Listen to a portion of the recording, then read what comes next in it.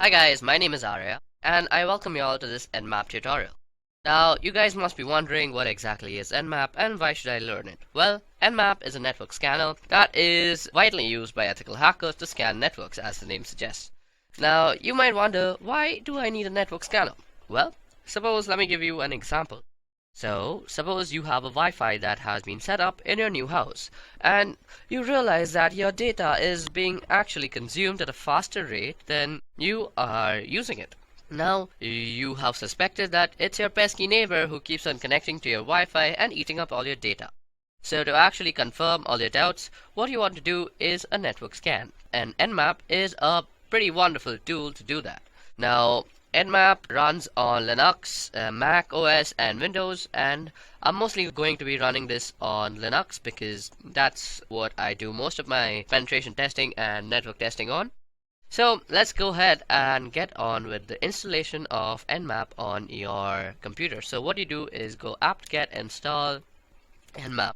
Now for this you have to be logged in as root. If you're not logged in as root, just add sudo before this whole command and it will install it. Now I already have Nmap installed, so I'm not really going to install it again and again. So let's just go ahead and just do a few scans on our website, that is www.edureka.co, and we are going to see what we get back as results. So first of all, let me just show you how you can scan a certain domain name service or DNS. So Nmap, we are going to use a flag all the time. Now let me just tell you what are flags. So if you just go into Nmap and type --help, this will give you all the flags and options that are available to actually use on Nmap.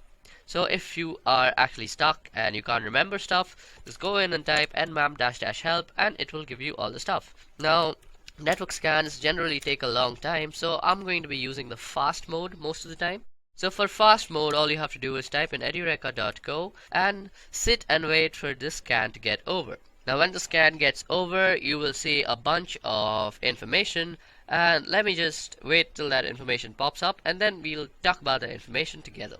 Okay, so as you guys can see, our scan has been completed. It took 13.71 seconds to actually do the scan.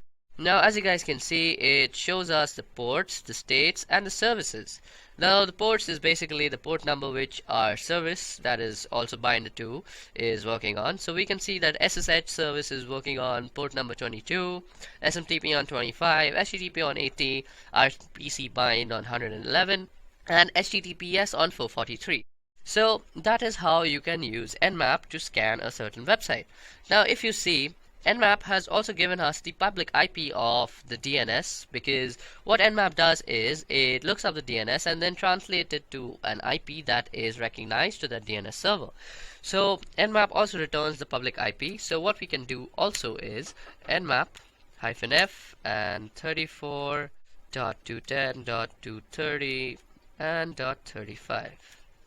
Okay, so as you guys can see that our command also works when we put in the IP address and it produces the same results. Now we can also scan for multiple hosts.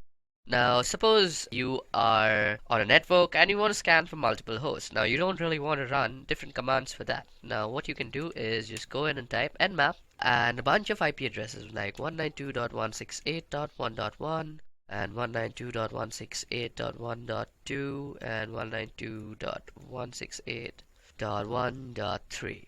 And what this will do is it will run an Nmap scan on these three different IP addresses, and you did this in just one command. So that's a way that you can do this. Now you can also know about how much of your scan is left by just pressing the up button. So that will tell you and give you a constant update on how your scan is going. Like mine is 32.4% done and 34.7 now, and also show you kind of the time remaining. Okay, so till this port scan is going on, let me just tell you about the states. Now states can be of two types: open, closed, and unavailable. Sometimes you'll see that it is unavailable, and that's because some sort of firewall or something is running out there. States can also be closed. In that case, mostly Nmap will not return you any result unless you're explicitly finding something of the closed state. So that was a little trivia on states and how they work. Let's see how much our scan is done. So our scan is done 81% and it takes around another 20 seconds. It should be done soon. Now this scan could be significantly made faster with just the F tag, but I really want to give you all a good look into how this works. 97, 98, 99. Okay, so as you guys can see, this is our result. It gives us a bunch of ports and services. Now, as I just said, this thing can be also closed and also unavailable. So, open and closed, we see both the examples. Okay, so that was about how you can scan multiple ports. So, you can also scan multiple ports with this command, as I will show you. So, 192.168.1.1 to 30. Now what this will do is basically scan everything from 192.168.1.1 to 192.168.1.2 up till 30 like that. So this is a very useful way of actually scanning multiple IP addresses. And let me just show you how that works.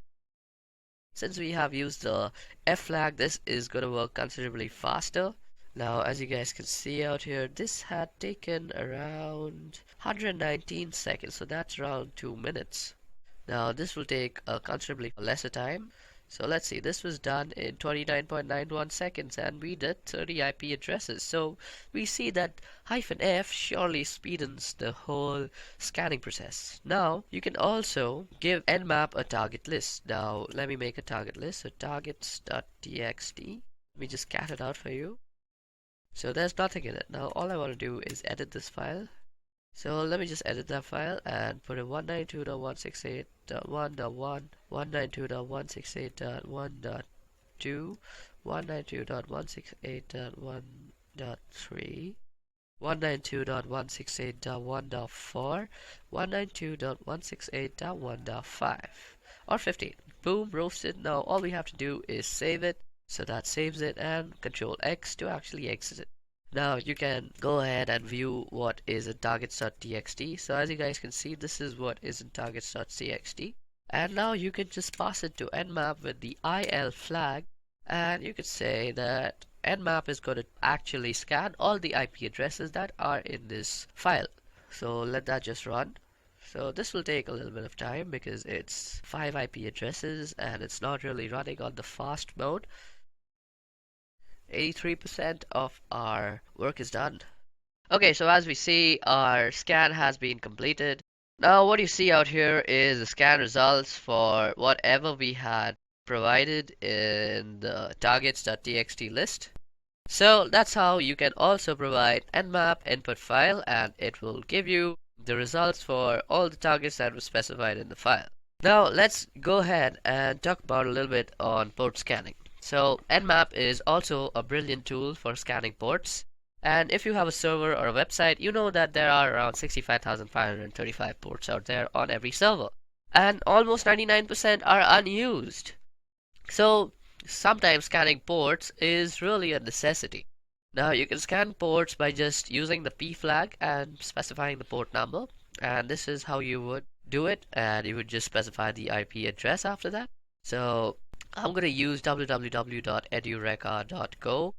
And what you can also do is this will scan only the port number 20, but you can also scan from port number 20 to 25. You can also put in commas and tell Nmap you also want to scan all these other port 80 is HTTP and 443 is HTTPS. So you can surely do that. So let me just go ahead and run this. Okay, so that gives us an information on the ports that is there. Now, something about ports also, you suppose you know you want to scan for some HTTP ports. So you can just say Nmap and with the -p, you can just say that I want to scan the HTTP port on www.edureka.go. So that will just go ahead and do that. And as you guys can see, that gave us the result. And you can also add in stuff like MySQL, FTP, and stuff like that. So let me just see and show you how that runs. Okay, HTTP is not a port, HTTP. Okay, so as you guys can see, these are the ports that are running and it gave us according to the name. Now, if you want to scan all the ports, you can use -p and then the IP address at www.edureka.go. Now, this generally takes a lot of time because you're basically doing 65,000 scans, so I'm not really going to do that. I'm going to quit this out. Another thing that I wanted to show you all that generally takes a lot of time to actually execute is called something like an aggressive scan. So as you guys can see out here, I have done an aggressive scan on Edureka. So to do that, all you have to do is nmap-a, and then you go edureka.go. So let us see how much time did this take to actually execute. This took 459 seconds. That's a long time for a scan. But it gives us a bunch of other information. For example, it gives us the trace route.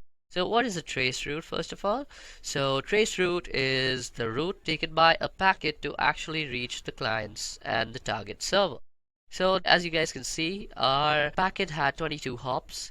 First it went to the first hop was to the gateway router, that is 192.168.1.1.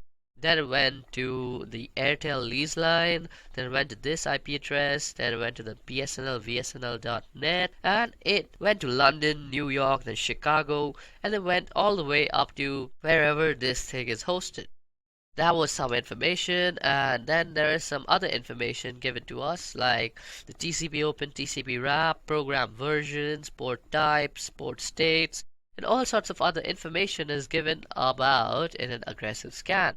Another scan that I have previously also done and kept for y'all is because it takes a lot of time, and I have done something called the service version. So nmap-s and v with V capital will give you the service version. So it tries to actually guess the version of the service that is running. So for example, on the TCP port, it tells us it is postfix SMTPD. On the Apache, it's Apache HTTPD, and you can see all sorts of versions that are here. Another thing Nmap is generally brilliant is for guessing the operating system that is running. Now, I have already done this scan previously because this takes a humongous amount of time that I don't really have, and that is 386.34 seconds. And this scan together basically took me more than 10 minutes, and I don't really have that kind of time for explaining all this stuff. So, as you guys can see out here, the OS is kind of OS details is Fortinet, FortiGate. It kind of tries to guess the OS upon the time to live that is in the response from the packets that it sends. So -sv, -o, and -a are some really cool stuff that you might want to know. Another thing that you can do is traceroute, as I had just told y'all, and y'all can do traceroute separately. So you go --traceroute, and then you say the name of any sort of website. So suppose I want to know how I reach netflix.com. So I go netflix.com, and this will give me a traceroute that shows me how my packet actually reaches netflix.com. Okay, so this is basically it was a direct one hop. Okay, so that was surprising. On the other hand, if I were to do this on edureka.go, it would take a bunch of hops to actually reach that. Okay, this might just take some time to run. Okay, so it's 94% done. I'm just waiting for it to get completed. Okay, so this gave us the hop, and as you guys can see, we took 22 hops to actually reach edureka.go, and it's the same process. You go through a bunch of IP addresses, and then you reach this thing called US West to compute.amazon AWS. Okay, so that was about traceroute. Now, just to end this tutorial, let me just tell you guys that you all can also save a file to Nmap, and that is basically save all whatever you found from a search into a file, and let me just show you how to do that. Now, sometimes when you are working as a security analyst, you will have to perform network scans on a wide area network that is huge. It's basically huge. These scans take a lot of time, and you don't really have the space on your command line to actually store that and see that in a way that is feasible for analysis. So what you want to do is actually save it in a file. So what you can do is say nmap on, and then you can say the name of the file. We could say results.txt, and we could save this in file. So www.edureka.go. So whatever search result is going to be generated is going to be stored in this file called results.txt. Now this file need not exist from before. It will just be created by Nmap, and now you see if I do ls, we have a targets or a results.txt. Now if I just cat out that file, let me just less it actually, results.txt, and what you see out here is an nmap scan result that is stored. Another thing that I would like to show you all before I end this Nmap tutorial is verbose mode. So for verbose mode is basically when we were pressing up arrows to see how much of our scan is done, you can basically do that with verbose mode. So you go -F and -V for verbose, and you could say www.edureka.co. And this will basically give you a verbose mode of what is actually going on. I'll tell you everything, and boom, roasted, there it's done. And we have finished our Nmap tutorial. I hope you guys enjoyed learning about this nifty little tool called Nmap, and I hope you guys have fun experimenting with this tool, of course with permission levied onto you, and I hope you don't do something unethical. I bid you farewell until next time. Bye bye.